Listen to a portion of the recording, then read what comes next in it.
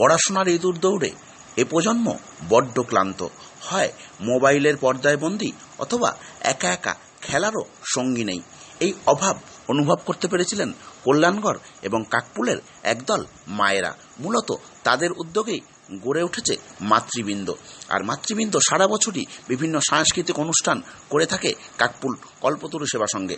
আজ দোলের দিন তাদের উদ্যোগেই একটি দোল শোভাযাত্রার আয়োজন করা হয়েছিল, যা কাকপুল কল্পতরু সেবা সংঘের সামনে থেকে শুরু হয়ে নয়া সমাজ, কল্যাণগড় সুরিত সংঘ এবং বিজয় ফার্মেসি হয়ে ফের শেষ হয় কল্পতরু সেবা সঙ্গে। আর এই দোল শোভাযাত্রায় দেখা গেল বেশ কিছু প্রবীণ মানুষকেও। সঙ্গে ছিলেন যথারীতি বাবা মায়েরা এবং ছোট্ট ছোট্ট শিশুরা। বাদ যায়নি ঘরের গোপাল ঠাকুরও। গাঁদা ফুলে সুসজ্জিত হয়ে গোপাল ঠাকুরকে দেখছিলেন অনেকেই এবং হলো লাড্ডু বিতরণ।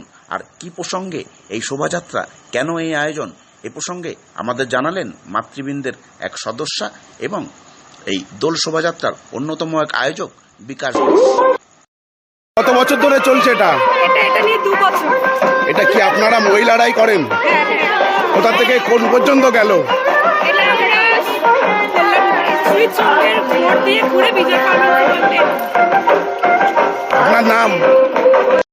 উদ্যোগ কি কারণে এই উদ্যোগ? মাতৃবৃন্দ অ্যাকচুয়ালি আমাদের এই কল্পতরু পার্শ্বস্থ এলাকার যে মায়েরা, তারা অনেকদিন ধরে একটি স্বেচ্ছাসেবী সংগঠন প্রস্তুত করেছে। সেখানে তারা সারা বছরই নানা রকম সমাজসেবা, আনন্দ উৎসব উপভোগ করে, বাৎসরিক অনুষ্ঠান করে। তারই একটা অংশ এই বসন্ত উৎসব। মানে বাঙালির মনে প্রাণে একটা আন্তরিক উৎসব হচ্ছে এই বসন্ত উৎসব। এই বসন্ত উৎসবকে মনে রাখার মতো স্মরণ করবার জন্য আজকে আমাদের এই সকালের প্রভাত ফেরি। আর সঙ্গে দেখা গেল যে আরো গোপালও রয়েছে বাড়ির। হ্যাঁ, আমাদের যারা মায়েরা, মানে আমাদের বাচ্চাদের যারা মায়েরা, তারা সকলে মিলে তাদের বাড়ির প্রত্যেকের গোপালকে নিয়ে এসছেন। একটি সুদৃশ্যভাবে সাজানো হয়েছে।